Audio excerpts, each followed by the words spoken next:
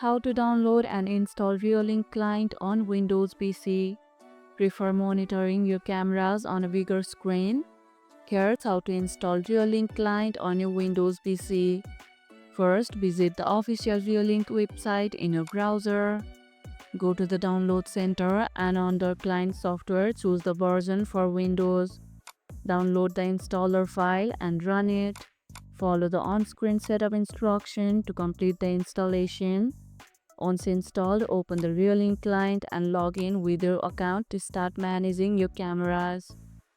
Do you use Reolink on your PC or phone more? Share your preferences in the comments below. Always download from the official site to ensure you are getting the latest and safest version. And that's how you can download and install Reolink client on Windows PC. And if this video helped, hit the like button, share it, subscribe and leave a comment. Thanks for watching and I'll see you in the next one.